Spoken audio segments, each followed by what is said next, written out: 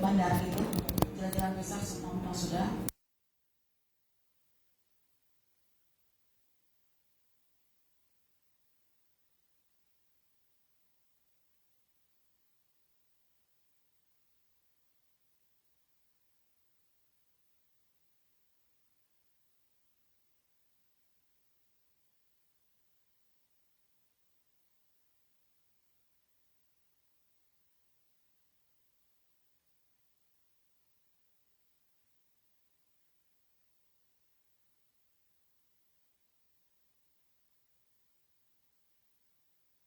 Banjarannya luar biasa, kalau tengok air itu tak pernah berhenti. Kita tak tahu elektrik tenaga air itu, tapi ketika sudah melimpah dan suasananya itu sentiasa hujan tipis, tiba-tiba di musim hujan lagi, maksudnya tak sempat lah mengalami penguapan yang lebih begitu.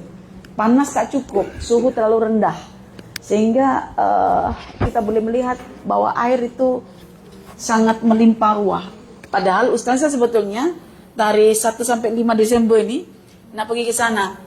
Jadi tinggal pergi je. Semua hotel, villa, resort sudah kita book. Kemudian ya namanya tiket mestilah sudah tentu kan. Tapi kalau tiket RSC itu sudah paham. Kalau memang tak jalan memang ben lah. Cuma kalau kita nak reschedule itu kita tak boleh menjanjikan, sebab pembangunan infranya itu kita tak tahu apakah pembelanjaan daripada pihak kerajaan itu mencukupi apa tidak. Satu lagi, bila kita tengok fakta, selalunya bangunan jalan itu adalah meminta-minta daripada orang berjalan. Naik motor ke naik kereta kan diminta untuk membangun gitu. Sudah begitu, kita tak tahu hujan ini bila berhenti, sampai bulan berapa. Jadi akhirnya saya memilih lah, kita tak boleh menanggung resiko apa-apa, baik mana yang kita dapat kita refundkan semuanya, maksudnya untuk peserta. Dan qadar Allah, memang kebijaksanaan itu berbeza-beza. Ada yang boleh di refund total, ada yang boleh refund separuh, ada yang tak boleh refund. Nah, tapi itulah memang konsekuensi bila kita sudah pada harinya gitu ya, dekat-dekat harinya itu. Tapi semua itu dengan izin Allah. Kalau jadi pun, saya berpikir begini, kalau jadi pun masuk sana, tiba-tiba lepas masuk sana itu berlaku benda itu, tak boleh pulang, itu yang saya takutkan. Bila jam di jalan, tiba-tiba air itu datang, terus kita tak bergerak, air dari atas turun, nah itu yang isu sekarang terjadi. Mereka nak naik ke atas, jam beratur, tapi air bah naik, turun dari atas. Sehingga mereka bukan cuma kandas, mereka pun hanyut. Jadi takdir kita tak tahu macam mana kematian itu kan, tapi kita selalu berdoa kepada Allah, semoga Allah matikan kita dalam keadaan husnul khotimah, tak kisah bagaimanapun caranya Allah matikan kita, yang penting istiqomah. Mati itu tak boleh kita pilihkan. Ada orang mati tenggelam, ada orang mati terjatuh, ada orang mati habis makan, ada orang mati ketika sujud, ada orang mati ketika shopping. Macam-macam. Tapi kita nak dari semua itu husnul khotimah. Apapun jenis kematiannya, kita nak yang husnul khotimah. Okey, baik. So, hari ini kita akan bincang ayat 116 dalam surah At-Taubah, tentang surah pertaubatan. Biasanya kalau kita sebut surah At-Taubah, pertaubatan, mestinya telah terjadi sebuah kesilapan, pelanggaran atau kemaksiatan, lalu berhenti dan mencari jalan untuk menuju Allah, supaya di akhirat nanti dia mendapatkan keamanan, keselamatan daripada Allah Subhanahu wa taala. Okey. Bunyi ayatnya adalah innallaha, nak menjelaskan tentang siapa Allah.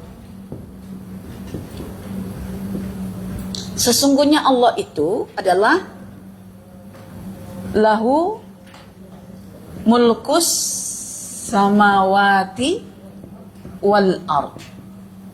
Kemudian tindakannya adalah yuhyi wa yumit. Kemudian summary-nya adalah, ada wanya tak? Wa malakum. Wa malakum min dunillahi miu waliyu wala nasir. Okey, simple hari ini Tapi nanti kita coba relatekan ayat 116 ini dengan ayat 115. Oke, saya bagi maksud dulu. Sesungguhnya Allah itu, siapa Allah itu? Pemilik satu-satunya kerajaan langit dan bumi. Oke. Tindakan nyata Allah ketika dikatakan sebagai pemilik langit dan bumi itu apa? Tindakannya adalah menghidupkan dan mematikan. Ini aktivitinya Allah. Ini perbuatan Allah. Ini af'alnya Allah. Menghidupkan dan juga mematikan. Kemudian dibuat ulasan di sini, tidak ada pelindung ataupun penolong selain Allah bagi kalian. Maksudnya bagi kalian di sini adalah siapa? Bagi kalian di sini adalah orang-orang beriman. Karena kalau orang-orang kafir, mereka tidak punya pelindung dan penolong. So nanti kita akan mengurai sebuah rahasia yang membuat hati kita jadi tenang, jiwa kita jadi tentram. Siapa sebetulnya orang-orang beriman itu? Dan siapakah sebetulnya orang-orang kafir itu? So kita tak boleh berasumsi terbalik bahwa orang-orang kafir itu orang yang menang dan orang-orang mukmin itu orang-orang yang kalah. Orang-orang kafir itu yang terlindung, orang-orang mukmin itu yang tercelakai. Kita akan ubah persepsi itu supaya hidup kita jadi tenang. Karena ketenangan hidup itu bergantung pada persepsi. Ya, kalau persepsi kita sudah salah, itu yang akan mengganggu. Dan salahnya persepsi kita apabila melanggar apa yang Al-Quran sebutkan. Oke. Sebetulnya sebelum ayat ini itu disebutkan tentang ayat 115 dan ayat 114 tentang tindakan Nabi Ibrahim alaihissalam yang memintakan ampunan istighfar kepada ayahnya karena janjinya. Tetapi ketika Allah menjelaskan kepada Nabi Ibrahim bahwa orang-orang kafir itu yang statusnya sebagai musuh Allah itu, kamu doakan istighfar, tidak akan sampai. Karena mereka ketika di dunia tak punya pelindung, tak punya penolong. Lalu Nabi Ibrahim misalnya menyuruh Allah untuk melindungi, menolong ayahnya, tidak mungkin. Jadi orang kafir itu tak punya pelindung, tak punya penolong. So Allah tak nak dilibatkan sebagai wali dan juga sebagai nasirnya orang-orang kafir. Tapi ketika Nabi Ibrahim diberitahu begitu, dia terus berhenti. Dia tidak lagi mendoakan ayahnya. Karena diketahui bahwa ayahnya itu adalah musuh Allah. Oke, kafirnya memusuhi. Kemudian pada ayat 115 itu disebutkan, wa ma kana Allahu liyudilla qauman ba'da id hadahum hatta yubayyina lahum ma yattaqun. Innallaha bikulli syai'in alim. Allah katakan, Allah tidak akan pernah menilai hambanya itu sebagai orang sesat apabila Allah telah melapangkan dada hambanya ini untuk beriman dan memeluk Islam. Sehinggalah Allah menjelaskan apa sahaja perkara yang perlu untuk ditinggalkan oleh hambanya ini. Ketika perkara itu sudah dijelaskan, namun tetap dilanggar oleh hambanya ini, maka di situ Allah baru menilai sesat hambanya ini. Jadi pelanggaran yang dilakukan oleh seorang hamba tanpa mengetahui, maksudnya karena tidak tahu larangan, karena Allah belum menjelaskan tentang larangan, maka ketidaktahuan ini tidak menyebabkan si hamba ini jadi sesat walaupun dia melanggar. Contohnya adalah orang-orang kafir musyrik yang masuk Islam pada zaman Nabi, mereka still berdoa untuk ayahnya yang kufur, yang musyrik. Tapi kan tidak tahu keterangan dari Allah yang melarang doa itu. Ketika tidak tahu, ya, tindakannya itu memang tidak benar. Tapi kan tidak tahu. Sehinggalah Allah turunkan ayat berkaitan tentang kisah Ibrahim itu. Pada ayat 114. Nah, ketika mereka tahu, kita tinggal lihat. Kalau dia tahu tapi masih melanggar larangan Allah, itu baru sesat. Kalau dia tahu dan dia melaksanakan ya tuntutan ayat larangan itu, maksudnya tidak lagi mendoakan, maka dia tetap dianggap sebagai muhtadun, orang yang diberi petunjuk. Jadi kalau kita relate pada diri kita, misalnya kita belum pernah dijelaskan oleh orang-orang di sekitar kita tentang wajibnya menutup aurat ketika balik, tetapi sudah masuk Islam dan tidak tahu tentang menutup aurat itu adalah wajib, tidak tahu, so dia tidak menutup aurat walaupun dia masuk Islam. Kita tak boleh menghukumi orang yang seperti ini. Kalau itu kita misalnya sebagai orang sesat, kita tak boleh menilai sesat. Tetapi ketika disampaikan petunjuk, nih dalam Al-Quran, surah Al-Ahzab misalnya, Allah perintahkan untuk anak-anak perempuan yang sudah balik, istri-istri, wanita-wanita sebagai istri ya, untuk ditutup kepalanya, jadi juntaikan, menutup dadanya, sehingga tidak kelihatan aurat-aurat yang boleh mendatangkan sau'ah, yaitu niat buruk bagi orang memandang. Bila datang begitu petunjuk, terus dikatakan, yang namanya petunjuk itu kan datangnya tak boleh segera, mestilah sikit-sikit. Masuk Islam ini tak perlu terus menutup aurat begitu. Yang penting hatinya dulu baik, nanti-nanti je lah. Ini boleh kita katakan sesat. Tapi sesatnya pada part dia menolak petunjuk. Sesat kan menolak petunjuk. Petunjuk apa? Petunjuk tentang menutup aurat. Karena benda itu sampai. Karena konsekuensi kalau kita telah beriman kepada Allah, lalu kita memeluk agama Allah, agama Islam, kita akan diajarkan yang namanya petunjuk itu untuk kita apply.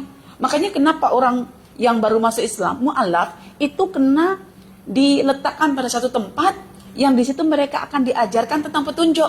Karena dalil tadi itu. Ayat yang ke-115 surah Al-Taubah ini. Wa ma kana Allahu liyudilla qauman. Allah sekali-kali tidak akan menilai sesat satu kaum. Ya, ba'da idhadahum. Selepas Allah memberikan petunjuk kepada kaum itu. Hatta yubayyina lahum ma yattaqun, sehinggalah Allah akhirnya menjelaskan kepada mereka apa saja perkara yang perlu mereka laksanakan, apa saja perkara yang perlu mereka tinggalkan. Ketika sampai kepada mereka perkara yang wajib dilaksanakan, laksanakan. Perkara yang wajib ditinggalkan, ditinggalkan. Nah, kalau seandainya dibalik, nah itu yang boleh menjadikan hukum sesat bagi diri orang tersebut, kaum tersebut. Dan itu ditutup dengan perkataan innallaha bikulli syai'in alim. Allah itu yang paling tahu tentang hati manusia, jiwa manusia. Ketika dia diberi petunjuk, dia menolak dengan alasan apa saja, itu Allah mengetahui. Dan rahasia di sebalik kenapa Allah mengetahui itu disebutkan pada ayat ini. Kenapa Allah Maha tahu? Ya, atas perkara-perkara yang batin. Ini kan masalah dalaman. Karena Allah itu begini dijelaskan. Oke, kenapa? Macam tahu kita nak consider macam mana? Maksudnya adakah macam orang kafir yang tak tahu langsung ataupun ini bukan orang kafir, statusnya orang mukmin. Kan dia sudah diberi petunjuk oleh Allah melalui keimanan, dia masuk Islam. Bila sudah masuk Islam, mesti akan diajarkan tentang kitab suci, yaitu Al-Quran.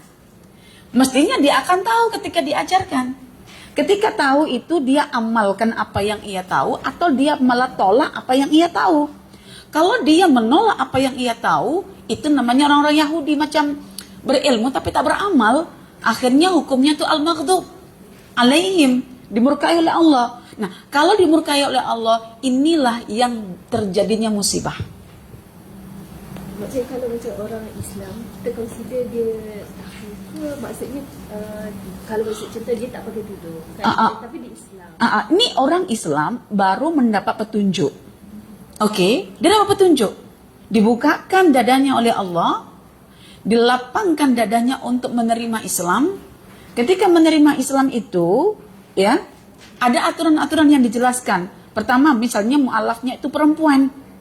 Maka hal pertama yang dijelaskan tentang hukum, tentulah yang namanya sholat. Tentulah cara berpakaian. Apa saja yang berkait tentang wanita dijelaskan. So akhirnya dia tahu kan? Tahu apakah dia akan melaksanakan apa yang dia tahu, ataukah dia menolak apa yang diberitahu. Ada yang menolak diberitahu karena masih menganggap kepentingan bahwa seorang artis misalnya yang baru masuk Islam, dia tak mungkin untuk menutup auratnya dalam pekerjaannya daripada membuka aurat misalnya. Jadi makanya pernah saya katakan dalam seruan ya ayyuhalladzina amanu, jika kamu sudah beriman dan diseru oleh Allah, kamu jangan takut dengan rezeki kamu dan orang-orang di sekitar kamu, dengan permusuhan orang-orang yang akhirnya tak suka dengan kamu, dengan surutnya rezeki kamu. Jangan takut, itu yang Allah akan jamin, karena itu nanti disebut di sini maula. Hakikatnya orang masuk Islam itu orang yang baru menemukan maula, menemukan pelindung, menemukan nasir, penolong. Jadi kalau hidup kita tidak ada maula, tidak ada wali, tidak ada nasir, kita hampa. Ada masalah apa-apa kita tak tahu kemana kita nak meminta tolong. Oke? Jadi yang saya tangkap dalam tafsir itu begini. Jika kamu sudah beriman dan masuk Islam dan jadilah orang-orang Islam, lalu telah sampai petunjuk kepadamu daripada ayat-ayat Al-Quran yang telah disampaikan dan telah dijelaskan oleh para penyampai Al-Quran, lalu kamu tidak mau ambil peduli dengan petunjuk itu, sehingga kamu menjadi penderhaka atas nama Islam, tapi kamu menderhakai Allah, maka Allah pasti akan mendatangkan hukuman kepada kalian. Jadi saya berpikir simpel saja dalam hidup ini, bahwa apapun yang menimpa kita, baik itu musibah hasanah ataupun musibah sayyi'ah, ya, itu terjadi karena ada sebab. Hari itu saya pernah sampaikan. Masih ingat tak dalam Al-Quran surah apa? Ayat berapa? Masih ingat hari itu? Atau masih ingat maknanya saja? Oke, tak apa, tak hafal surahnya, tak hafal ayatnya, maknanya masih ingat tak usah saya sampaikan tempo hari? Kan? Oke, surah apa? An-Nisa ayat berapa? Bukan.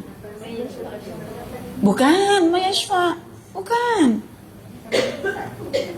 Mayashfa syafa'atan hasanatan sayyi'atan itu kan tentang syafaat, pertolongan, tentang musibah.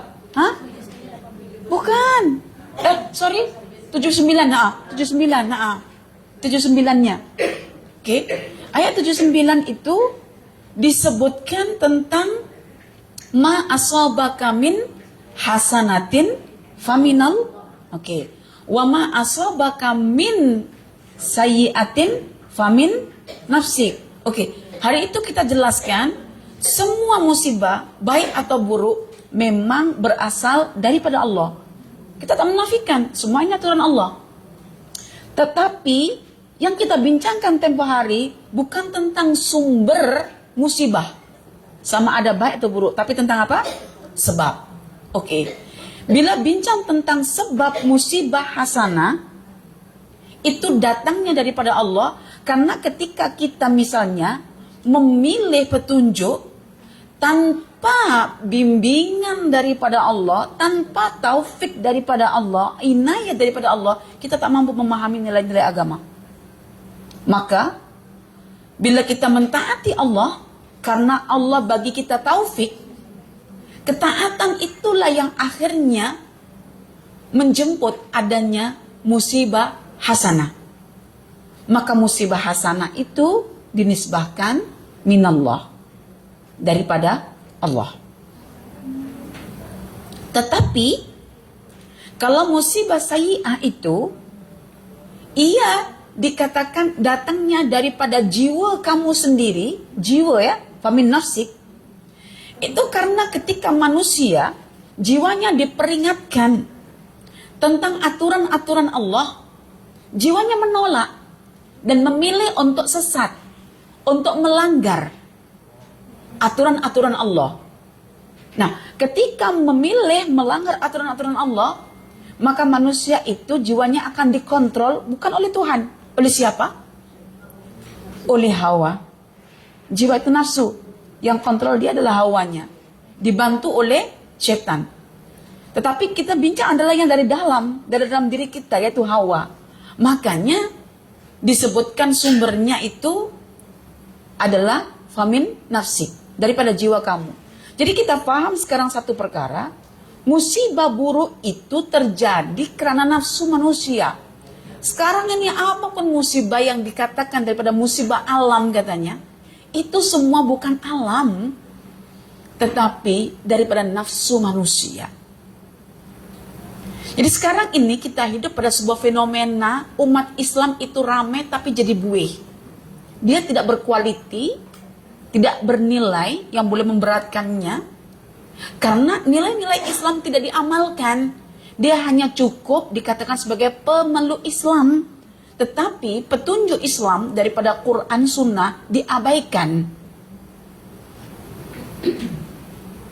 Kan?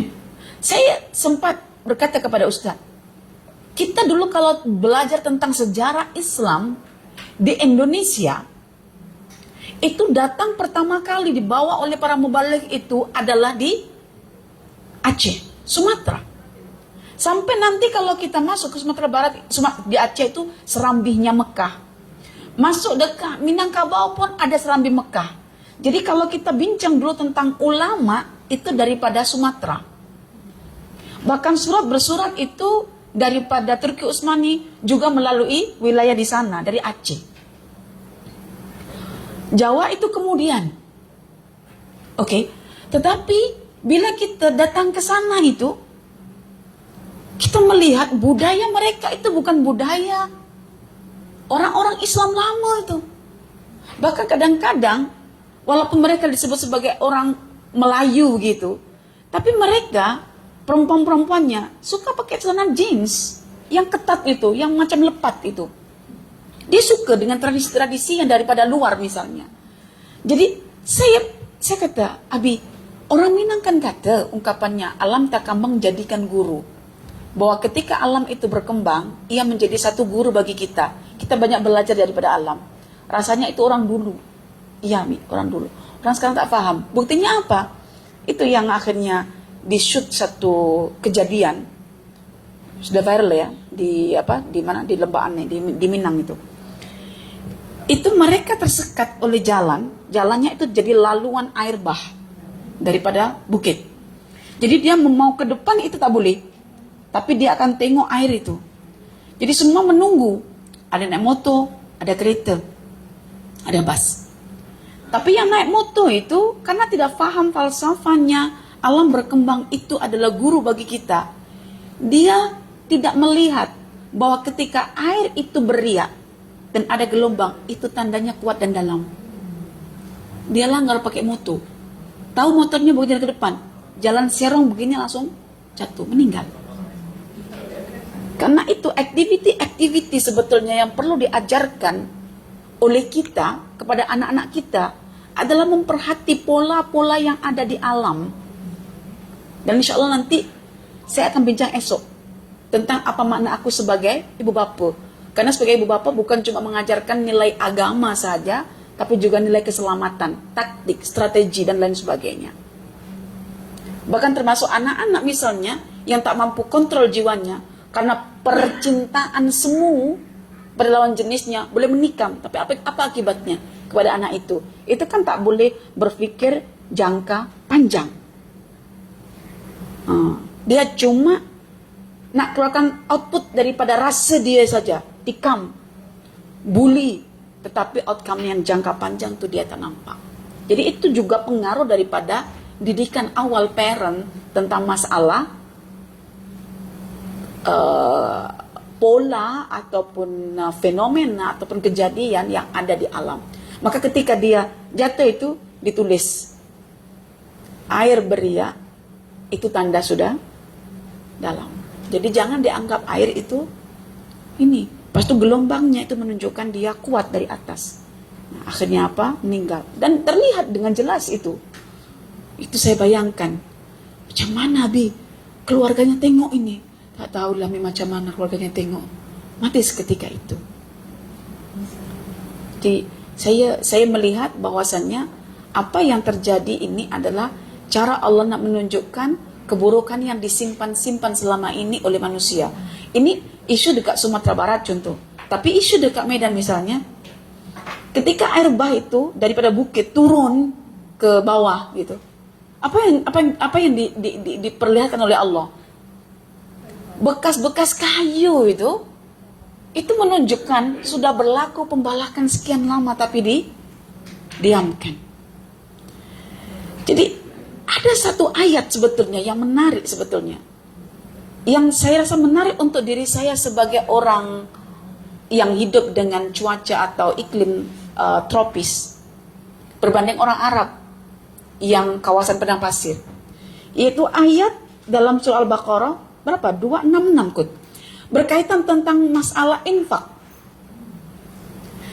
Infak itu infak fisabilillah itu yang berasal daripada hati yang betul-betul ikhlas karena mengejar nilai akhirat, itu seperti rabuah, dataran tinggi yang ada pokok-pokoknya, lalu curah hujan. Pokok-pokok itu yang akan menguatkan dataran tinggi supaya tidak runtuh. Tahu curah hujan itu seperti apa? Tahu pokok-pokok yang disiram itu seperti apa? Tahu dataran itu seperti apa? Dataran itu adalah hati kita. Ya, pokok-pokok yang berbuah nanti itulah infak kita. Yang menghasilkan, yang akan mengukuhkan hati kita. Jadi kalau tanpa infak tidak kukuh hati kita, karena orientasi infak kita adalah akhirat.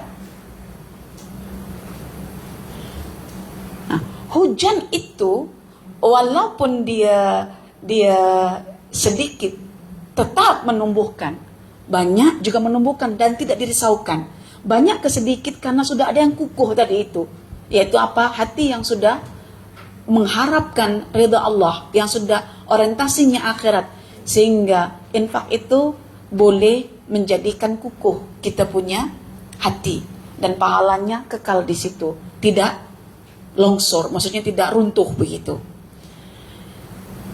Itu sebetulnya ayat dibacakan oleh Nabi, tapi Nabi itu bukan orang Nusantara, orang padang pasir.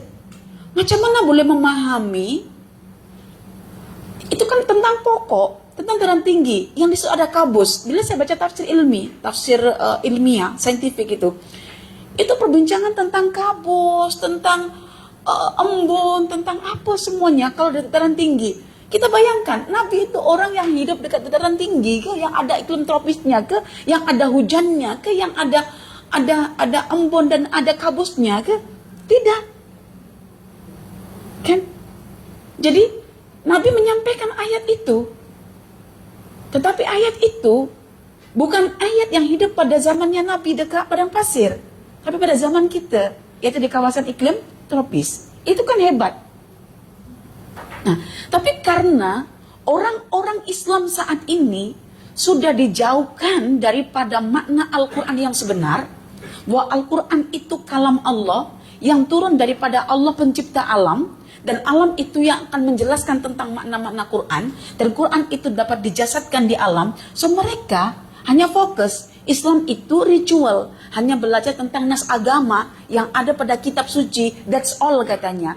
Yang berkaitan tentang alam, mereka tak ambil tahu, maka berlaku pembalakan. Itu puncak karena kejahilan. Contoh tentang ayat infak tadi itu. Jadi kalau yang di atas sudah ditebang pokok-pokok besar itu, yang pokok-pokok itu tak dapat digantikan. Karena sifat pokok itu dia punya akar. Akar itu punya jenis. Ada akar yang boleh menyerap air. Ada akar yang di bawahnya boleh menyimpan air. Tapi kalau udah ditukar, itu berlaku perubahan itu. Jangankan itu, kalau fitrah dalam diri kita yang mengajak kita untuk beriman dan akhirnya bertakwa, kita selisihi misalnya, akan berlaku hukuman tak? Hukuman apa? Hukuman kejiwaan, stres, depresi, takut, sedih, murung. Betul tak? Karena kita mengubah tuntutan fitrah kita. Kalau alam, kita ubah. Apa yang terjadi? Bukan kita katakan alam stres. Ya, tetapi Allah akan tunjukkan kesan itu. Tunjukkan kesan itu supaya kita tahu bahwa orang Islam, orang yang tidak layak untuk merusak dan menghancurkan alam semesta. Karena alam ini adalah perwakilan kita semua untuk bertasbih, memuji Allah. Manusia, kalau tidak ada alam, dah hancur dah. Karena mereka yang bertasbih, mewakili kurangnya tasbih kita. So kita masih selamat. Ada yang mengatakan, kita berhutang kepada semut. Pasal semut jumlahnya sangat banyak, dan mereka itu bertasbih, maka kita dilarang untuk membunuh semut. Karena membunuh semut mengurangkan tasbih. Jangan semut satu yang salah, kita bakar sarangnya. Jangan satu tebuan yang menyengat, kita bakar sarangnya. Karena mereka diciptakan adalah untuk bertasbih. Betul tak? Nah, kita diciptakan sebetulnya juga untuk bertasbih. Tapi kita memilih. Kita memilih. Karena itu burung ke semut ke semua punya fuad. Punya apa? Kecenderungan untuk bertasbih memuji Allah. Kenal Tuhannya. Siapa Allah? Karena itu tidak ada burung punya kalbu. Kalbu spiritual. Kalbu intelektual tak ada. Tapi fuad itu ada. Di situ Allah letakkan instingnya. Di situ juga dia ada fitrahnya. Bahwa alam semesta selain manusia, jin, ya, syaitan nih. Mereka adalah maftur. Diciptakan ikut fitrahnya. Yaitu menyembah Allah. Dengan cara bertasbih. Tetapi tidak ada pilihan bagi mereka. Kecuali itu saja. Itu fitrah mereka. Kalau kita punya fitrah, tapi kita punya pilihan. Sama ada kita nak follow fitrah kita untuk menemukan Tuhan kita sebagai satu-satunya Tuhan, yaitu Allah. Ataupun kita mengingkarinya. Nah, itu pilihan kita. Tapi bila kita mengingkarinya, akan terjadi musibah. Jadi, ketika mana orang Islam sudah dijauhkan daripada alam, maka alam dirosak. Tadi saya hantar kereta, servis ya, kereta. Sebelum masuk sini saya hantar dulu kereta. Tapi saya sempat tengok National Geographic lah. Saya sebetulnya kagum dengan para pakar ekologi ini ya. Mereka itu kalau pergi ke hutan, dia cari pokok yang ada ya, yang besar, yang sudah hampir punah, pupus ya. So dia akan ambil batang itu untuk dibudidayakan. Karena bagi dia, pokok ini akan menjaga kestabilan hutan itu. Sehingga dia kembangkan. Dia bukan tebang dan ganti dengan tanaman-tanaman yang tidak boleh support air gitu. Jadi hidup kita tuh bergantung kepada air kan. Tapi kalau kita tidak paham tentang sistem alam, itu yang akan terjadi musibah. Sampai orang-orang yang kalau bincang tentang masalah musibah akan dikaitkan dengan ekologi dan akan dikaitkan dengan alam.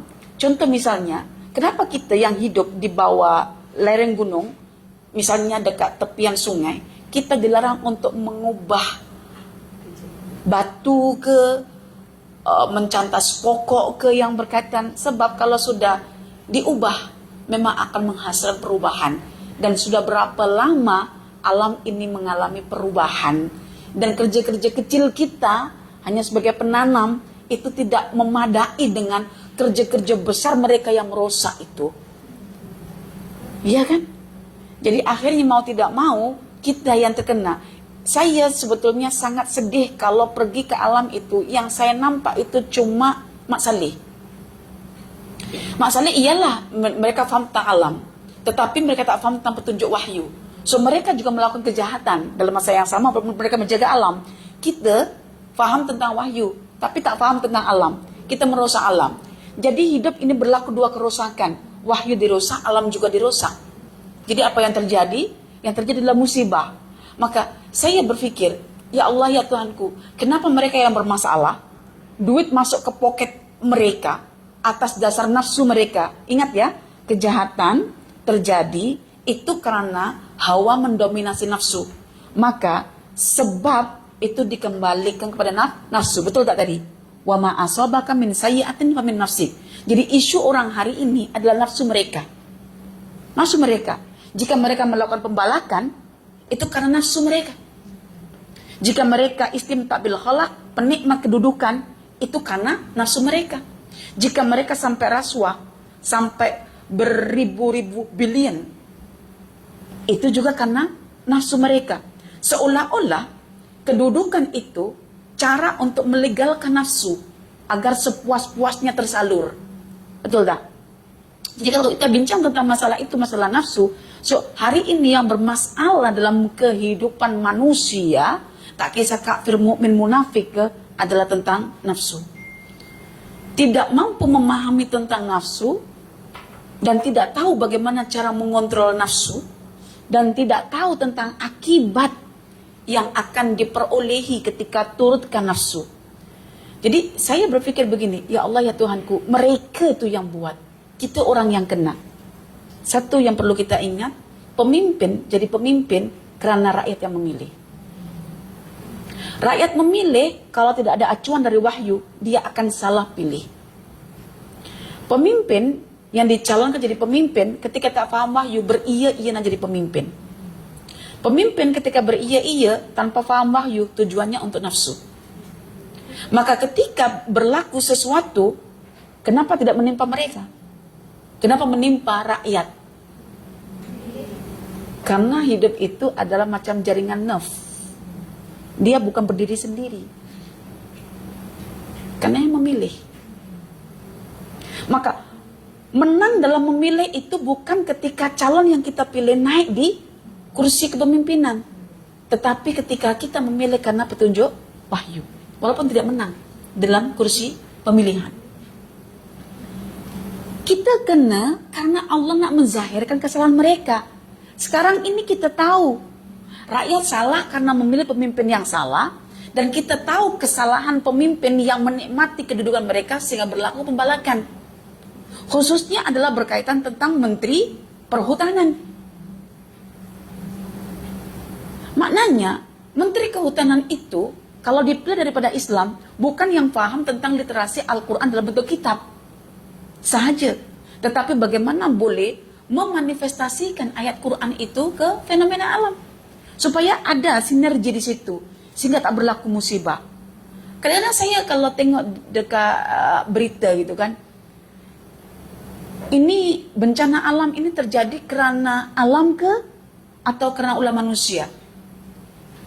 Macam alam itu independen, tak punya Tuhan gitu ya.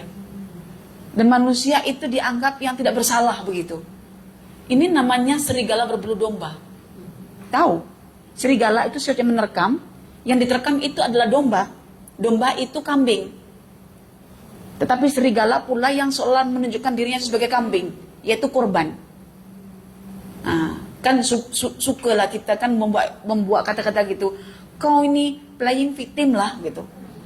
Kan? Itu bahasa orang dulu senang, karena orang dulu tahu serigala, tahu domba. Biasanya domba itu akan dikejar-kejar oleh serigala untuk diterkam. Maka ketika serigala menerkam, dia apologi. Oh, bukan aku yang menerkam, tapi aku diterkam. Itu namanya serigala berbulu domba. Jadi ditunjukkan itu supaya kita tahu, inilah pemimpin yang kita pilih. Nah, pemimpin itu juga cakap begini. Kan ada ya, viral orang memainkan watak suami istri kan. Kalau istri dulu kan memilih suaminya.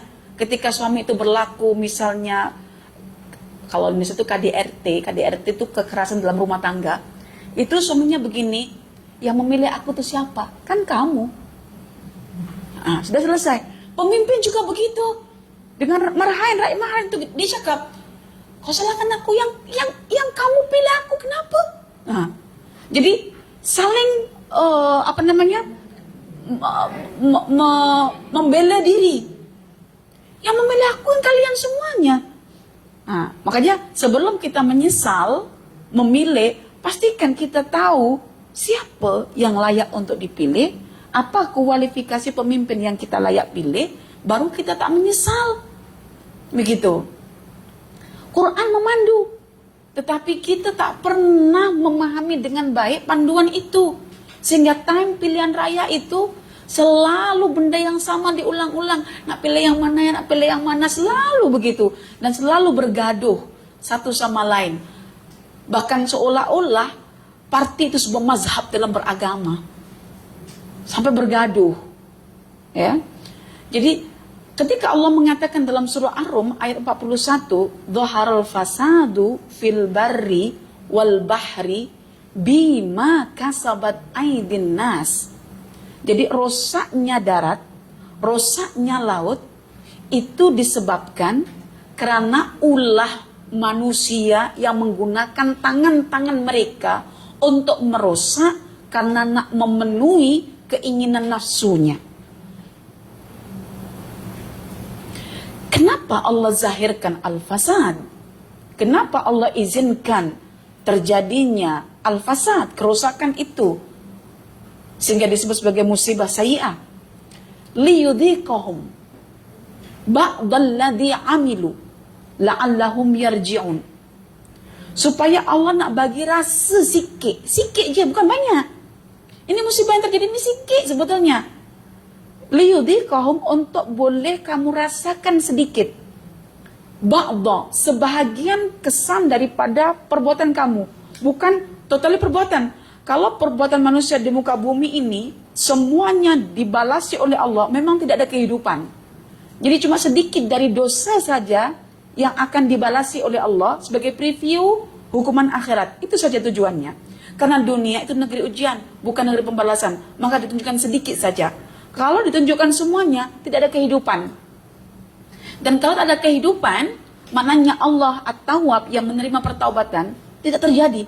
Karena itu dirasakan sedikit, sebahagian daripada perbuatan mereka, la'allahum yarji'un, supaya ketika mereka merasakan kesan buruk tangan-tangan mereka menimpa diri mereka berupa musibah sayyi'ah, mereka terus kembali kepada Allah, refleksi diri dan katakan kepada Allah, "Ya Allah, sungguh aku telah melanggar perintahmu, kini aku berhenti daripada perbuatan ini dan aku bertaubat untuk kembali kepadamu. Maka terimalah pertaubatan kami." Maka masuk dalam surah Taubah. Ya. Supaya kembali itu. Nak kembali itu saja perlu rasa. Oke, saya katalah puan-puan, kalau sudah uzur atau tak uzur tapi sudah sakit-sakitan. Bila kita sakit-sakitan, sakitnya misalnya kronik ya, udah kritikal gitu. Yang kita ingat itu rumah kita ke?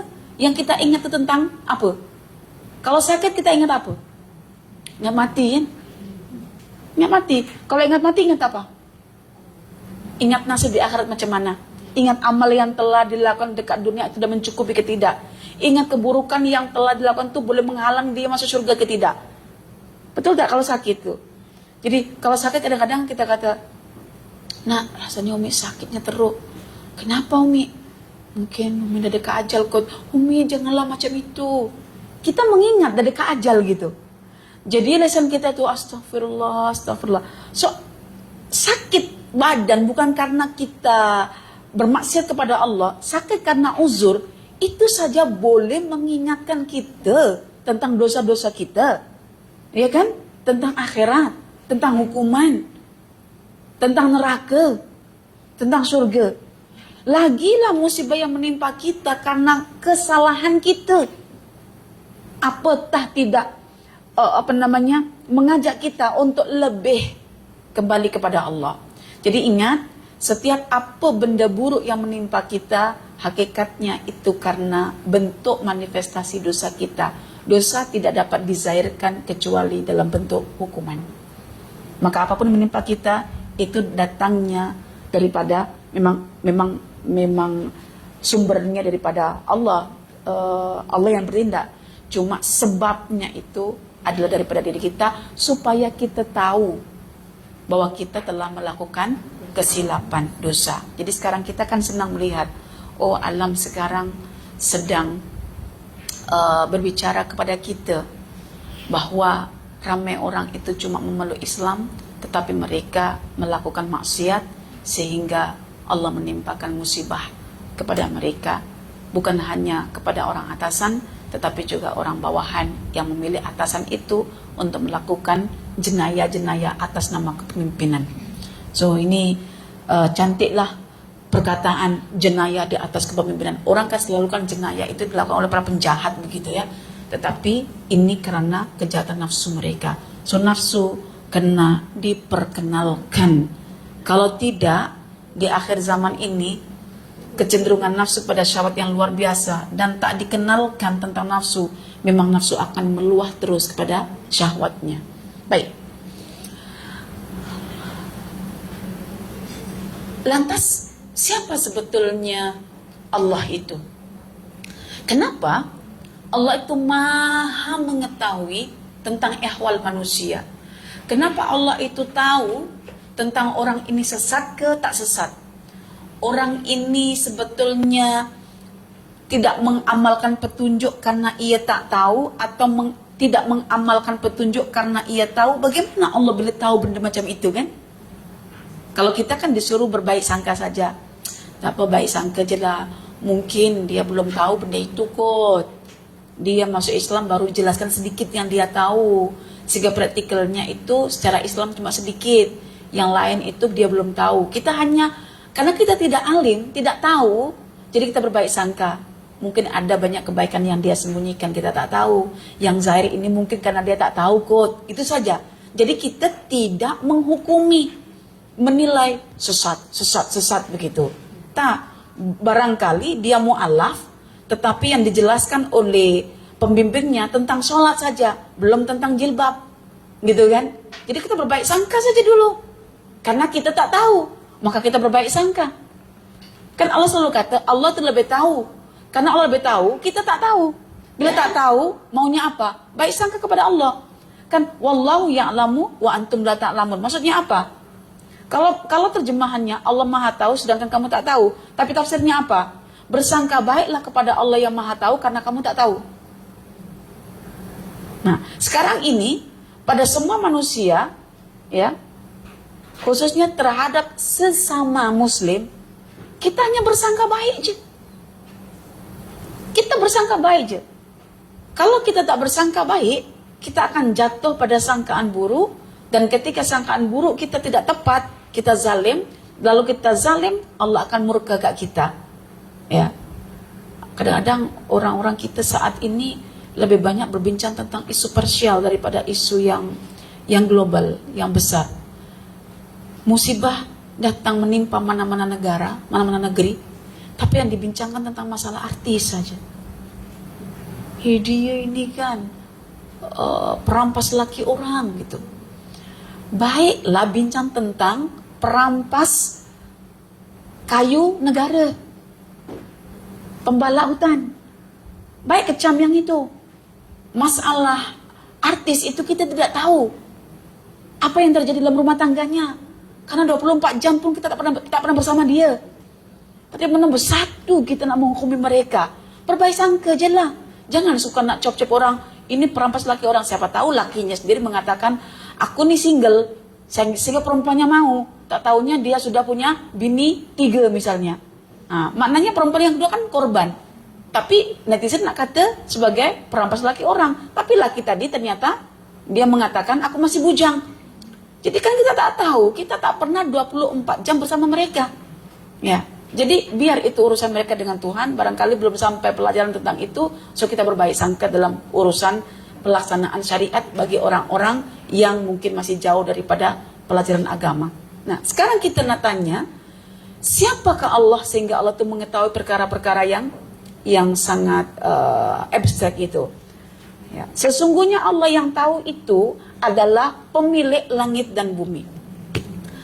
Kalau pemilik langit dan bumi, semua kerajaan langit ya, ataupun kerajaan bumi, ataupun kerajaan yang ada di antara langit dan bumi, itu kan miliknya Allah. Kalau miliknya Allah, maknanya hari-hari Allah itu bersama mereka. Kalau hari-hari bersama mereka, tentu Allah yang tahu. Bagaimana tak tahu? Semua perbuatan mereka diciptakan oleh Allah. Wallahu khalaqakum wa ma ta'malun. Allah yang menciptakan kamu, juga menciptakan apa yang kamu lakukan selepas kamu memilih. Misalnya, kalau saya memilih, ya Allah, aku nak berinfak. Lalu terjadilah tangan masuk dalam poket, terkeluarlah duit, dan terhulurlah tangan itu pada orang yang memerlukan. Itu semua adalah perbuatan Allah. Kita kan cuma berkehendak. tetapi Allah yang menciptakan perbuatan kita. Karena itu selepas terjadinya perbuatan baik tadi itu, kemana kita memuji?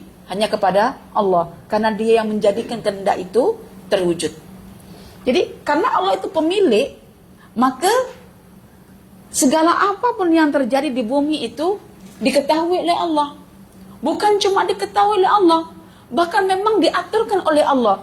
Kata mulku itu orang Melayu suka artikan dengan kerajaan. Tapi mulku itu sebetulnya maknanya adalah at-tasarruf. At-tasarruf adalah tindakan pengaturan.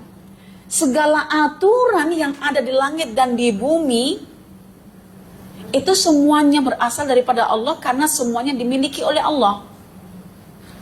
Nah, bentuk mulkunya nanti aturannya itu di sini. Jadi selalunya aturan ya. Selalunya kita terjemahkan kerajaan. Padahal mulku itu adalah at-tasarruf fil nahyi wal amri, yaitu tindakan Allah dalam mengaturkan ciptaannya, sama ada dengan memberikan perintah ataupun dengan memberikan larangan. Misalnya, wayas sama'u, wahai langit, turunkan hujan. Wayal ardu, dan wahai bumi, telan air. Itu kan perintah daripada Allah. Tapi ketika Allah mengatakan, wahai bumi, jangan kau telan air, biar ia jadi banjir. Itu kan larangan daripada Allah. Jadi apa yang terjadi semua ini adalah mulkunya Allah. Oke, bila kita bincang tentang mulku, kita akan ingat surah Al-Mulk. Oke, surah Al-Mulk itu awal perbincangannya tentang kehidupan, tetapi di ujungnya itu bincang tentang masalah air yang kering. Kita dikasih air kering boleh mati, dikasih air banyak pun boleh mati. Jadi kalau sedikit boleh menghidupkan, itu sudah cukup. Maka konsep dengan dunia sedikit tapi berkat dan cukup itu lebih baik daripada banyak dan menenggelamkan kita. Ada yang kata begini, tak apa, Freeport, tambang emas terbesar di dunia itu nombor 3 tu, dekat Irian Jaya itu, dibiarkan oleh Allah manusia gali sampai dalam. Semoga saja para penggalinya, penikmatnya ditimbun Allah di seperti mana korun. Ada yang kata macam itu. Sebab mereka sudah banyak mengosongkan kandungan bumi dan bumi sudah mengalami usia yang tua. Kadang-kadang tanpa penjagaan itu menjadi asbab rangkaian daripada terjadinya hari kiamat. So ada ajal untuk bumi ini. Jadi kalau kita rujuk dalam surah Al-Mulk seperti itu. Cuma kalau sebutan itu diarahkan kepada mulk, itu dari awal itu Allah nak bina persepsi baik untuk hamba-hambanya. Allah kata, Tabarakalladzi biyadihil mulk. Maha berkat Allah yang sentiasa mengalirkan kebaikan-kebaikan kepada hamba-hambanya. Yang di tangannya lah kerajaan, yaitu pada genggamannya lah semua aturan yang ada di langit, di bumi, ataupun di antara langit dan bumi. Semuanya itu dalam genggaman Allah. Maknanya dalam aturan Allah. So bagaimana cara kita nak bersangka baik bahwa dalam genggaman Allah ini adalah baik semata? Kita boleh bawa pada Al-Quran surah Ali Imran ayat 26. Biyadikal khair. Di tangan Allah itu adalah kebaikan. Bermakna kalau segala apa yang terjadi di alam ini adalah mulkunya Allah, tindakan-tindakan Allah, dan tindakan Allah itu, mulkunya Allah itu adalah berasal dari genggamannya. So bila kita bincang tentang genggaman Allah, maknanya bincang tentang al-khair, yaitu kebaikan. Maka al-khair yang melimpah ruah namanya berkat. Maka ada tabaraka. Tabarakalladzi biyadihil mulku sama biyadikal khairu. Jadi ayat 1 surah Al-Mulk menjelaskan kepada kita bahwa langit, bumi, semua aturannya ada di tangan Allah. Kemudian surah Ali Imran ayat 26, apa saja yang berasal daripada aturan Allah, dari tangan Allah, itu adalah baik semata. Sehingga kita boleh mengatakan, Ustazah, musibah buruk ini baik ke buruk. Kita cuma memberi nilai musibah buruk. Musibah itu satu saja. Semua memang atas izin Allah. Berasalnya daripada Allah. Walaupun kita bezakan sebabnya. Tetapi ketika sudah terjadi itu, ada hikmah. Hikmah menuntut terjadinya musibah. Apa hikmahnya? Untuk menzahirkan kejahatan manusia yang ditutup-tutupi. Kan dalam ungkapan sepandai, bukan tupai, bangkai disorok, disimpan, pasti akan tercium juga bau busuknya. Nah, baru sepandai-pandai topai melompat, pasti akan jatuh juga ia. Bila untuk menzahirkan, artinya kita akan waspada. Sebelum datang lagi banjir yang akan lebih besar, longsor runtuh yang lebih besar, kita akhirnya sudah ada tindakan preventif. Selepas Allah sudah tunjukkan. Tetapi yang jelas untuk menurunkan para penguasa yang terpilih, tunggu tennya lah habis. Kita tak boleh meresafel mereka kan. Kecuali memang dengan cara-cara kekerasan lah. Jadi isunya adalah sekarang ini hikmah menuntut terjadinya musibah. Maka musibah ketika dinilai oleh jiwa manusia, ada baik, ada buruk. Yang baik itu karena boleh menenangkan, menyelesaikan jiwa kita. Yang buruk itu karena mengancam jiwa kita, sehingga ada baik, ada buruk. Sebetulnya kita tinggal bagi rasa saja. Bagaimana supaya musibah itu dua-duanya menjadi baik dalam pandangan kita, ya, dalam pandangan kita. Dan saya sering memberikan ilustrasi. Ilustrasinya apa? Bahwa tidaklah panas itu terjadi untuk menyakiti kita, tetapi ia terjadi untuk membentuk diri kita. Seperti mana panasnya air bukan untuk membakar kain kita, tetapi untuk melicinkan dan menghaluskan kain kita. Kita keluar tadi, ada tak kain yang tak digosok? Keluar ke sini nih, ada tak kain yang tak digosok? Semua digosok kan? Yang tak ada itu karena memang tak layak digosok gitu. Dan itu ciri-ciri orang yang sekarang sibuk, sehingga tak sempat ada masa untuk menggosok, tak ada masa untuk belajar tentang panas air itu, sehingga ada istilah baju non-iron, ironless. Ketika sudah tidak bergosok-gosokan itu, tidak ada pelajaran dalam hidupnya. Kenapa? Manusia super sibuk, tak sempat usah nak gosok. Tapi saya katakan, jika tidak ada baju jenis ironless, oke. Jenisnya adalah yang berkedut-kedut, kalau tak digosok, berani tak keluar berkedut-kedut? Tak berani. Kenapa tak berani?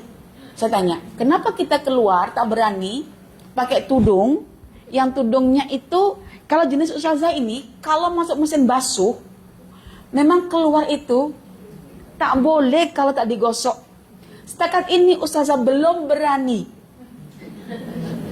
keluar pakai tudung jenis begini tak gosok. Kecuali kalau sudah ada banjir, tak pikir lagi boleh keluar. Maksudnya masih ada masa untuk menyusunnya itu, untuk menggosok. Kan? Betul tak? Kenapa? Kenapa kita tak berani untuk keluar tanpa digosok dulu? Karena perhatian manusia. Karena manusia fokusnya pada zahir kita. Nah, sekarang Tuhan itu fokusnya ke zahir kita, ke batin kita. Kalau fokusnya Tuhan itu ke batin kita, kita keluar tadi itu sudah gosok tak hati kita, supaya tak berkedut. Gosok kat sini Ustazah. Gosok kat sini. Bermakna apa? Inilah ayat penggosok, gitu. Jadi tak sedar kita digosok oleh Al-Quran. Kenapa Ustazah? Sebab Al-Quran itu disifati dua. Sama ada dia sebagai api yang panas, boleh membakar dan menguapkan, ataupun sifatnya yang kedua adalah sejuk seperti air yang mencurah. Makanya ketika kita misalnya dalam diri kita, ya, dalam hati kita ada pelita Al-Quran yang kita nyalakan, terangnya boleh mengusir setan, panasnya boleh membakar syahwat. Kan Quran itu kan diibaratkan seperti misbah kan, pelita kan. Nah, dalamnya itu yang panas. Karena ada unsur api yang membakar dan ada unsur cahaya yang terang. Terangnya itu boleh mengusir setan karena setan suka dengan kegelapan, dan panasnya itu boleh membakar syahwat karena syahwat itu sifatnya mengakar. Oke. Itu sampel yang Ustazah bagilah, bahwa kita boleh memaknai segala bentuk musibah yang tadi dipandang baik ke buruk ke oleh jiwa kita. So kita kena bersangka baik bahwa Tuhan sedang menzahirkan perbuatannya itu untuk menunjukkan pada manusia tentang kesan buruk akibat perbuatan mereka. Kalau tak dibagi kesan, mereka tak boleh trace perbuatan mereka itu adalah buruk. Makanya kita juga begitu. Apapun yang menimpa kita, kita tinggal trace saja. Oh, aku ada dosa nih. Tak payah begini, dosa apa yang aku lakukan ya? Tak payah begitu. Takkan jumpa. Kenapa? Dosa kita itu di depan pelupuk mata kita. Mana boleh nampak? Cari tak dapat. Kenapa Allah bagi begini ya? Apa dosaku? Apa salahku ya Allah? Takkan jumpa. Tetapi kalau orang lain punya dosa sekecil apapun itu boleh nampak. Ya, dosa kita sebesar apapun tak boleh nampak. Karena dosa yang besar itu diibaratkan seperti gajah di pelupuk mata. Dosa kecilnya orang itu seperti semut di seberang lautan. Ungkapan orang dulu tuh begitu. Gajah di pelupuk mata tak nampak, semut di seberang lautan kau boleh nampak. Artinya apa? Dosa orang sekecil semut pun kau boleh nampak, tapi dosa engkau sendiri sebesar gajah pun kau tak boleh nampak. Itu ungkapan orang dulu. Saya dulu paling benci ungkapan begitu karena tak faham. Sekarang paling suka karena isyaratnya itu sangat halus dan simpel. Nah, macam tadi tuh kita kata pada orang yang suka memainkan playing victim tuh, serigala berbulu domba. Senang. Orang tak faham tuh. Serigala berbulu domba. Sejak bila serigala ada berbulu domba? Itulah kamu. Sejak bila orang maling, pencuri berteriak pencuri? Kan? Kau ni pencuri tapi kau berteriak macam kecurian je. Padahal kau pencuri. Itu kan film-film sekarang. Ya. Film sekarang itu pencuri teriak pencuri. Kalau istilah orang Indonesia, maling teriak maling. Oke. Jadi di sini akhirnya kita bersangka baik kepada Allah bila kita relatekan mulkunya ini di tangan Allah, ya, mulkunya di tangan Allah. Itu surah Al-Mulk ayat ke-1. Surah Al-Mulk itu surah yang ke-67 ya, sebab selepas tahrim ayat 1. Dan bila kita nak bersangka baik, kita letakkan di sini surah yang ketiga ayat 26. Ya. Bahwa segala sesuatu itu mesti baik. Dan bila kita kaitkan dengan surah Al-Fatihah ayat 2, surah ke-1 ayat 2, bunyinya adalah Alhamdulillahi Rabbil Alamin. Bahwa semesta aturan ini tujuan dan hikmahnya adalah supaya kita mengucap Alhamdulillah. Cuma yang sudah terkena mangsa banjir jangan kata begini, Alhamdulillah, nanti dia marah kat kita. Maksudnya kita puji ala kulli hal, kita puji bahwa tindakan Allah ini dituntut oleh hikmahnya, yang hikmahnya itu dituntut oleh ilmunya, dan ilmunya dituntut oleh rahmatnya. Karena itu kita hanya mampu untuk bersangka baik kepada siapa saja yang sedang ditimpa musibah, bahkan bersangka baik terhadap kita sendiri yang kita pun ditimpa musibah oleh Allah. Begitu. Oke, boleh faham di sini yang bagian sini? Jadi kalau tanya, Mama, kenapa Allah itu tahu apa yang kita buat walaupun kita sembunyikan? Lah, pencipta kamu kan Allah, pemilik kamu kan Allah. 24 jam Allah mengiringi kamu sehari semalam. Takkan dia tak tahu? Mama nak temankan kamu dekat hospital, perlu tidur. Tak mungkin Mama nak jaga kamu 24 jam. Mestilah Allah tahu apa yang kau buat ketika Mama sedang tidur itu. Gitu. Oh begitu ya. Baik. Kemudian mulkunya Allah ini diperjelaskan. Ini manifestasi mulkunya. Oke, bahwa Allah menjelaskan tentang tindakan atau aturannya. Nomor 1 adalah yuhyi, nomor 2 adalah yumit. Yuhyi itu sentiasa dalam keadaan keberterusan menghidupkan.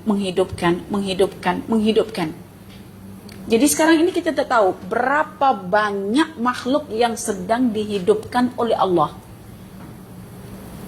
Maksudnya di-create oleh Allah, diberikan roh oleh Allah, dihidupkan oleh Allah sehingga ada.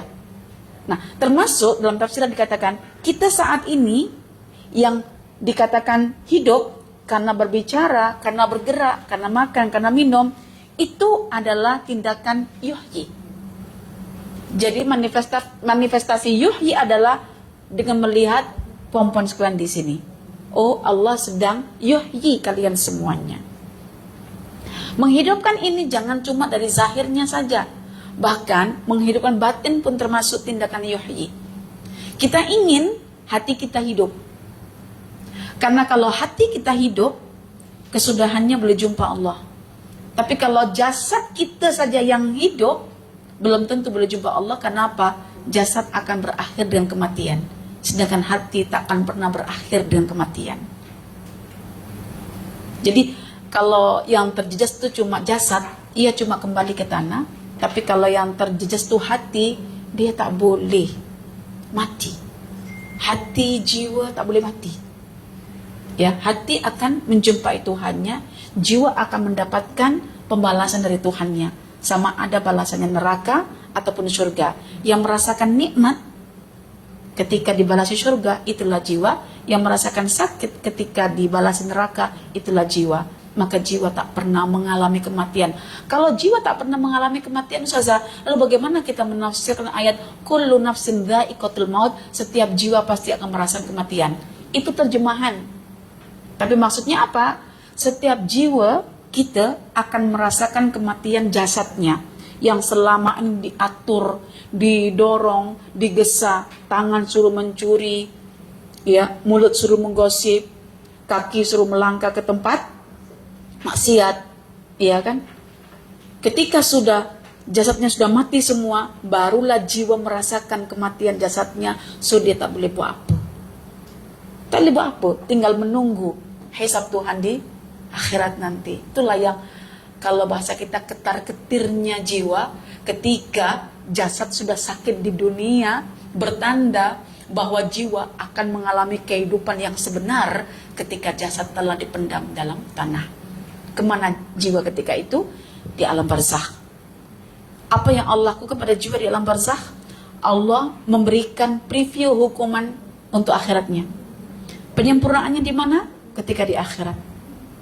Jadi dibagi preview ketika dekat alam barzakh, alam penantian antara dunia dan juga akhirat. Jadi yuhyi itu maknanya seperti itu. Bukan cuma zahir ya, tapi batin juga masuk kategori. Yumit juga begitu, mematikan. Jadi misalnya ada yang sudah tertimpa musibah kematian saudara ke ibu. Contoh misalnya Ustazah tertimpa kematian saudara. Semaknanya Tuhan adalah yumit, yang mematikan. Lepas itu bersusul nenek. Lepas itu menyusul lagi pakcik. Menyusul lagi. Maknanya tindakannya akan sentiasa yumit. Ketika yumit, dia juga yuhyi. Yuhyi, yumit. Jadi sentiasa ada pengganti. Macam kalau kita tengok falsafah pokok tanaman ya. Sebelum dia akan ditebang, dia menghasilkan tunas dulu. Macam pokok pisang. Kan berbuah cuma sekali. Maka sebelum diakhiri oleh petani dengan dicantas, ditebang, maka dia sudah menghadirkan generasi pengganti. Nah, makanya kita juga begitu kan? Kita juga ingin ada yang menggantikan kita, yaitu anak-anak kita. Maka anak-anak kita, kita sebut sebagai mawali kita, yang akan mewarisi kita. Jadi yuhyi wa yumit itu adalah tindakan. Kita kalau tengok dari segi makna, yuhyi itu kita anggap benda yang positif gitu ya. Betul tak? Kalau yumit itu kita anggap benda yang negatif, kan? Seperti mana kalau kita masuk tu'izzu wa tudhillu. Tu'izzu memuliakan, macam positif kan? Watuzillu, merendahkan. Macam negatif kan? Kalau ini berasal daripada Allah, maknanya kita dah letak dan negatif untuk Tuhan kita. Bila kita sudah paham ini daripada Allah, tidak ada istilah negatif. Kita kena letakkan positif semuanya. Karena kita sudah menyandarkan daripada Allah. Dan bila kita ada sebutan positif semuanya, baru akan terjadi ucapan Alhamdulillah, karena positif. Kita sentiasa terbuai oleh kata-kata, jika positif, Alhamdulillah ya, jika negatif, Innalillah. Kan? Nah, sedangkan di surga itu ada sebutan rumah hamdalah. Rumah yang khusus dibangun oleh Allah untuk hamba-hambanya yang dalam menghadapi mulkunya Allah, menghadapi tindakan Allah, selalu hanya mengembalikan kata-kata Alhamdulillah. Nah, seperti case yang pernah terjadi dalam hadis Nabi SAW. Jadi ada seorang ibu kehilangan anaknya. Anak itu begitu berada dalam fuadnya, sehingga anak itu dikatakan sebagai samratul fuad. Tapi Allah memerintahkan pada malaikat untuk mencabut nyawa anak itu. Ketika dicabut nyawanya oleh malaikat, anak tersebut, si ibu mengucap apa? Alhamdulillah. Ketika malaikat membawa ruh anak itu dan menuju Allah, Allah tanya, bagaimana keadaannya, keadaan hambaku, ketika anaknya itu engkau tarik? Dia mengucap Alhamdulillah. Siapkan untuknya rumah di surga dengan jenama Baitul Hamdi, rumah pujian. Jadi kalau kita membaca Quran dimulakan dengan surah Al-Fatihah yang prolognya adalah Bismillah, kontennya adalah Alhamdulillahirabbil alamin sampai habis itu, maknanya hidup kita itu didesain oleh Allah hanya untuk mengucap Alhamdulillah gitu ya. Dan kita kalau tidak tahu ada Baitul Hamdi yang Allah sediakan untuk para pemuji, mungkin kita akan jarang mengucap Alhamdulillah. Tapi kalau kita tahu ada rumah namanya Baitul Hamdi di surga, kita ingin memasukinya, maka setiap ada musibah, kita ingin selalu menyebut Alhamdulillah. Jadi tahu dengan tidak tahu itu kan lain kan? Bila tahu itu rasa ada nilai dalam mengucap. Tapi bila tak tahu hanya setakat ritual, itu tidak ada satu nilai ketika kita mengucapkan. Jadi semuanya itu adalah positif. Positifnya itu dia kembali pada mulkunya itu sini dan sini. Nah, jawabannya di sini. Boleh. Jadi misalnya ya, saya datang semalam itu saya dari luar, saya beli madu. Lepas itu hujan dan saya kesejukan. Lepas itu saya kata, Abi, rasanya Umi nak makan panas-panas lah. Makan bakso jom. Nah, kalau perempuan kan selalu gini ya, sejuk ini Abi. Nah, saya tak mau, sejuk tuh dia tak faham maksud saya. Sejuk kan? Saya langsung to the point. Sejuk ini Abi, sejuk paling sedap makan bakso. Jom makan bakso. Saya tidak mau ketika saya nak sesuatu dan suami saya akan membelikan saya simpan, saya faham dia akan faham saya lah. Saya tak mau begitu lagi. Saya cakap je, karena pasti dia akan suka membelikan saya itu. Itu pun dia boleh tangkap itu. Jarang-jarang perempuan jujur macam ini. Jujur karena saya tahu kau pasti mau. Gitu.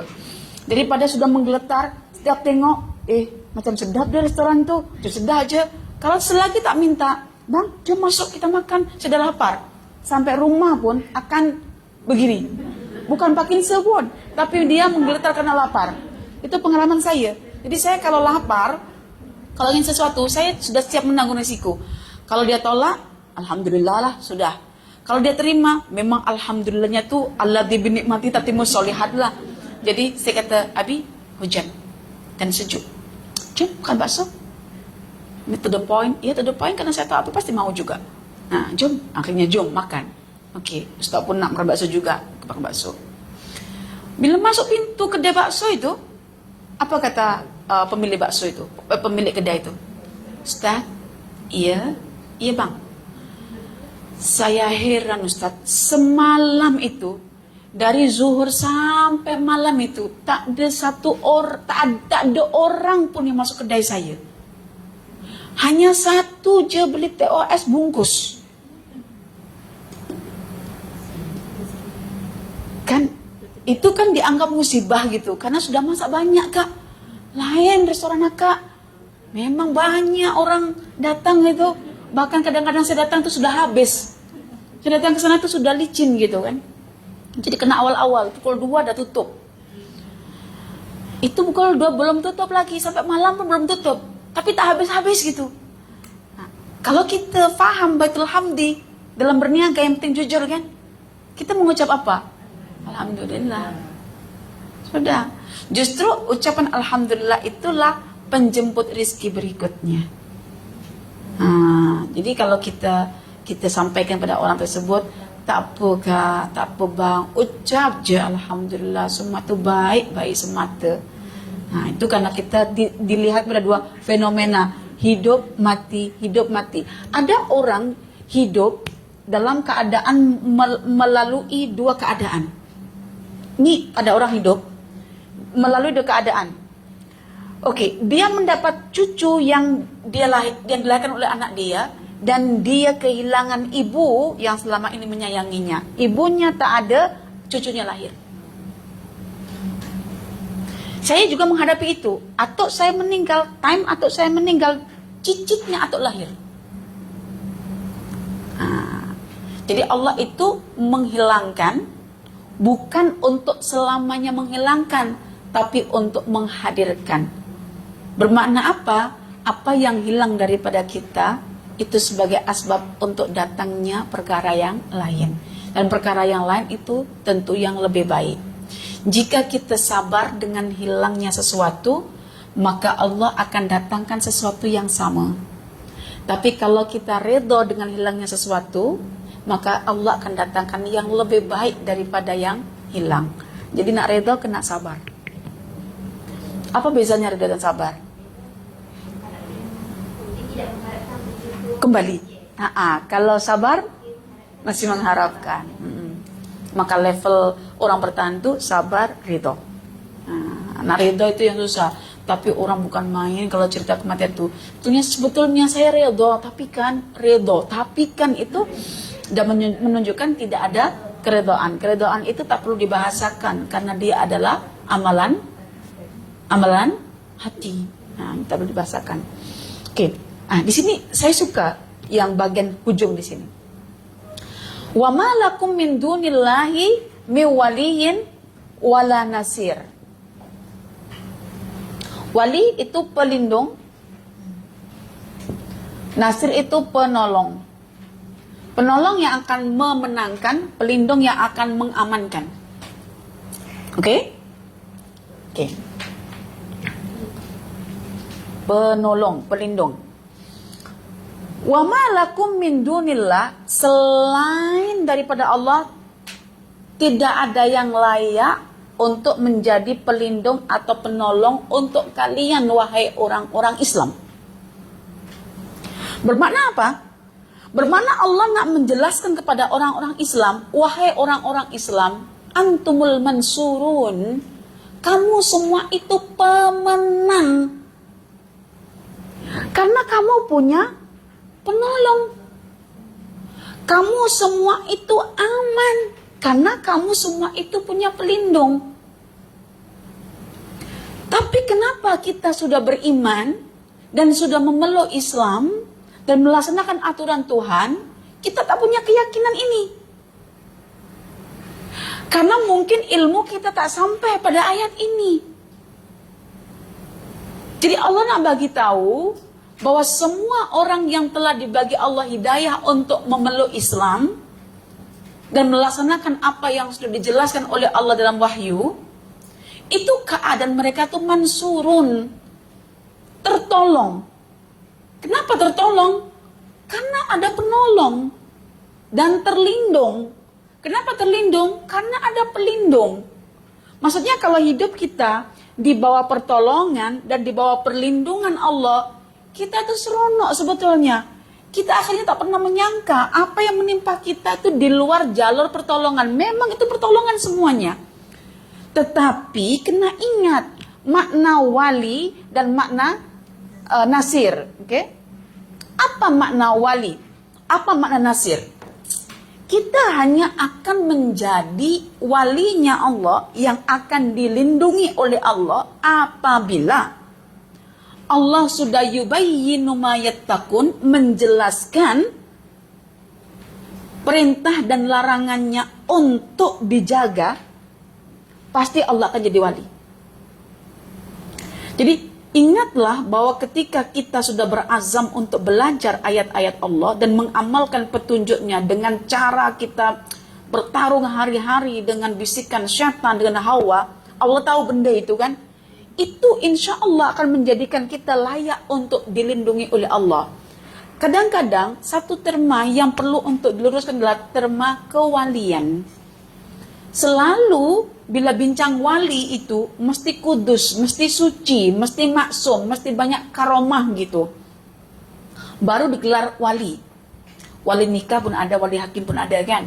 Itu wali, maknanya mereka yang akan lindungi, yang akan jaga, yang akan tolong kita. Tetapi kalau kita kembalikan wali itu kepada Allah, yang dia akan lindungi kita, maka pastikan kita juga telah menjadi walinya Allah. Dan untuk menjadi walinya Allah, cukup beriman dan kita bertakwa kepada Allah. Beriman kepada Allah, lalu apa yang Allah perintah kita buat, apa yang Allah larang kita tinggalkan. Misalnya ya, Allah itu al-mu'min, yang memberi keamanan.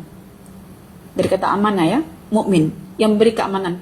Lalu kita bertindak mengamankan orang lain, itu maknanya kita walinya Allah. Karena apa? Matching, sama. Allah mengamankan, kita pun mengamankan, sama. Itu yang kita dilindungi. Kalau misalnya Allah itu memerintahkan kepada kita untuk berbuat baik, wa ahsin, berbuat baiklah kamu pada orang lain. Yang sudah baik kita lebih baiki, yang tak baik kita baiki. So maknanya Allah itu al-muhsin, yang suka buat baik pada hamba-hambanya. Tak kisah kafir, mukmin, munafik, dibaiki semuanya. Bila kita baik, maknanya kita sama dengan Allah. Bukan sama kualitinya, tapi sama mencontoh dan meneladani sifat Allah. Makanya Allah itu kalau sebut tentang nama-namanya, selalu menggunakan kata wakana, wakana. Kalau wakana, wakana itu menunjukkan, hai manusia, jika kamu misalnya berinfak, memberi harta ke orang, aku, kata Allah, dari dulu sudah melakukan itu pada kalian semuanya. Jadi ketika kamu melaksanakan, kamu menepati apa yang telah aku lakukan. Maknanya Allah sebagai teladan untuk hamba-hambanya. Tapi kalau menggunakan kata inna, itu selalunya ramai orang ragu dengan fakta dan kebenaran yang disampaikan. Maka untuk membuang keraguan, maka Allah menyebut kata inna. Macam ini, innallaha, supaya kita jangan ragu bahwa semua yang ada di langit dan di bumi itu dimiliki oleh Allah. Ya. Orang-orang yang beriman dan beramal soleh. Iya. Iya. Wali itu kan kuncinya dua, beriman, beramal soleh. Beramal soleh itu maknanya jiwa kita sudah settle dah. Nah, iman itu dari kalbu kita, amal itu dari jiwa kita. So ada connection antara hati kita dengan jiwa kita. Jika baik hatinya, akan baik jiwanya. Jika buruk hatinya, akan buruk jiwanya. Mengapa buruk jiwanya? Karena jiwa akan dikontrol oleh hawa. Nah, makanya kalau kita sebut tentang surga, mesti syaratnya innalladzina amanu wa amilus solihati lahumul jannah. Oke. Baik. Sebaliknya, orang-orang kafir dalam hidup mereka, karena kufur, mereka bukan mansurun, bukan orang-orang yang tertolong. Mereka juga bukan orang-orang terlindung. Jadi kalau sekarang kita beriman pada Allah, beramal soleh karena Allah, lalu kita tengok orang-orang kafir dengan kejahatan mereka, jangan pernah menganggap mereka itu menang, jangan pernah menganggap mereka itu tertolong atau terlindung walaupun mereka duduk di gedung mewah. Tak boleh berpikir macam itu. Sebab orang-orang kafir itu dikatakan dalam Quran, di dunia la maula lahum, mereka tak punya maula. Tapi ketika di akhirat mereka mencoba untuk menjadikan Allah sebagai maulanya. Tapi Allah kata, datanglah kamu kepada orang atau makhluk yang kamu dulu menyembahnya ketika di dunia. Makanya kenapa kita kalau beriman kepada Allah, kita dilarang untuk riya. Karena nanti kita juga akan disuruh oleh Allah datang pada orang yang kita bertujuan riya tadi itu. Itu yang kita doa sama Allah. Supaya apa? Betul-betul salim kalbu kita. Dan Nabi mengajarkan, berdoalah, Allahumma inni as'aluka qalban saliman. Jangan kita tahu kalbun itu ada yang salim, ada yang tak salim misalnya. Lalu kita diam, doa kepada Allah. Minta supaya hati kita menjadi hati yang salim. Kalau kalbun yang mukmin, ada doanya, Allahumma zayyina bizinatil iman. Kita nak Allah hiaskan pada hati kita perhiasan namanya keimanan. Jadi orang-orang kafir saat ini dimanapun mereka tinggal, dengan negara macam mana pun yang mereka bangun, dengan infra seperti apa yang mereka tonjolkan, kita tak boleh nak mengatakan mereka humul mansurun. Mereka adalah orang-orang yang ditolong Allah, dimenangkan oleh Allah, dilindungi oleh Allah. Mereka tak punya pelindung, puan-puan tuan-tuan. Mereka tak punya penolong, puan-puan tuan-tuan. Tak punya. Mereka tak punya, kita punya. Tapi ketika kita punya, kita tak yakin yang kita tuh punya. Tapi kita menyangka justru mereka itu yang menang, mereka yang tertolong, mereka yang selamat. Kita. Karena hidup ini adalah terdedah dengan permusuhan yang boleh membawa pada kekalahan ya. Terdedah dengan bahaya yang boleh mengancam keamanan, maka kita perlu Tuhan. Tuhan itu bagi kita adalah solusi. Makanya kenapa kalau kita sakit, kalau kita susah, kita sentiasa melibatkan Tuhan. Kan? Karena memang tujuan kita adalah untuk maksudnya bersama-sama dengan Tuhan kita dapat pertolongannya. Kalau kita tak punya Tuhan, hidup kita akan susah. Dan orang sekarang sedang menciptakan Tuhan dalam dirinya sendiri. Bahwa segala bentuk facility yang boleh memudahkan cara itu dianggap sebagai Tuhan. Jadi tak perlu nak bertuhan yang sifatnya abstrak itu. Tak perlu dengan iman. Cukup dengan sains dan teknologi. Kenapa? Karena orang dulu masih mistik. Sains belum berkembang. Sehingga ada kesusahan, dia call Tuhan. Tapi orang sekarang tidak diperlukan. Jadi kadang-kadang konsep bertuhan itu mengalami sebuah anjakan. Makanya orang dulu itu dalam bertuhan sangat dekat dengan Tuhannya. Orang sekarang sudah merasa jauh dengan Tuhannya karena segala pintu dunia telah dibuka oleh Allah sehingga facility itu menciptakan kemudahan dan akhirnya kita lupa untuk minta tolong kepada Allah. Kan? Jadi tak perlu lagi untuk beribadah, untuk begini begitu, minta tolong sama Allah. Maka saya relatekan dengan keadaan sekarang ini. Seteruk-teruk mereka jika masih ada iman dalam hatinya ketika ada banjir itu, saya masih mendengar dan itu saya bergetar tahu dengar itu. Ya Allah, tolong kami ya Allah. Muncul kata tolong itu time ada musibah dan memang itu fitrah. Jadi saya percaya Tuhan akan tolong. Walaupun sekecil apapun iman mereka itu. Karena ketika sudah beriman itu bersiap punya penolong. Nah, jadi jangan merasa malu. Sampai Nabi mengatakan, jika kamu minta kepada Allah, jangan segan. Tapi terlalu banyak permintaanku. Justru Tuhan itu paling suka dimintai yang banyak. Kenapa? Tuhan kita maha kaya.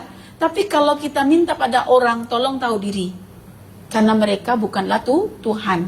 Kalaupun mereka punya banyak, tetapi mereka ada nafsu yang akan menghalang tangannya untuk memberi lebih banyak. Oke, jadi sekarang kita rasa lapang dan tenang, Ustazah, maknanya kalau kita sudah memilih untuk beriman kepada Allah, memeluk Islam sebagai agama, dan melaksanakan tuntutan-tuntutan petunjuk wahyu dalam Al-Quran atau As-Sunnah, maknanya kita akan tertolong, iya. Kita akan terlindung, iya. Karena Allah telah mengatakan, wa ma lakum, dan bagi kamu, ya, tidak ada wali ataupun nasir, melainkan hanya Allah sahaja. So, jadikanlah Allah sebagai penolong kita, pelindung kita dalam setiap keadaan kita. Keadaan kita senang, senang misalnya, kita tetap minta tolong sama Allah. Dalam urusan ibadah kita, kena minta tolong.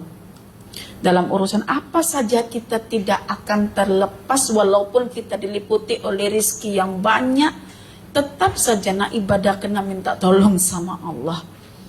Oke? Wassalamu ala manittaba'al huda.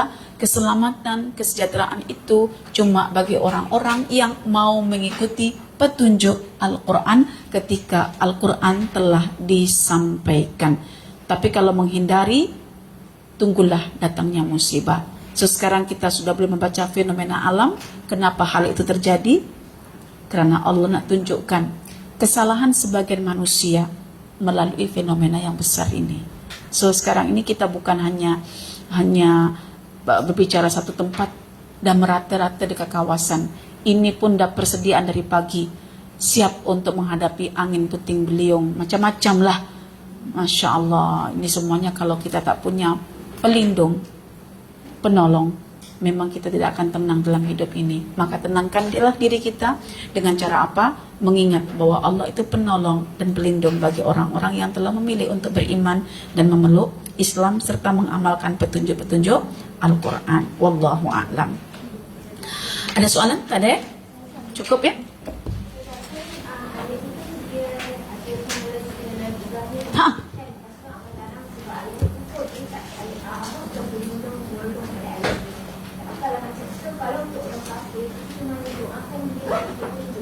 Ha. Jadi kalau orang mukmin masih punya keluarga yang kafir, kita tak boleh mendoakan dengan cara memohonkan istighfar ampunan. Karena kalau kita memintakan ampunan, kita meminta hidupnya diselamatkan Tuhan. Nah, jadi doa kita apa? Allahumma hdi. Ya Allah bagi dia petunjuk. Bila sudah dapat petunjuk dan masuk Islam, baru kita mintakan ampunan. Nah, oke? Itu kita jelaskan pada siri 40 tahun usiaku hari itu saya jelaskan. Jadi jangan mendoakan istighfar untuk orang-orang yang matinya kafir atau masih kafir lagi. Kalau masih kafir dan masih hidup, doakan diberi petunjuk. Lepas dah Allah bagi petunjuk, baru kita boleh minta istighfar untuk mereka. Oke? Boleh ya? Itu saja daripada saya, semoga bermanfaat. Aku qauli hadza wa astaghfirullah li wa lakum. Subhanakallahumma bihamdika asyhadu an la ilaha illa anta astaghfiruka wa atubu ilaik. Walhamdulillahirabbil alamin. Wassalamualaikum warahmatullahi wabarakatuh.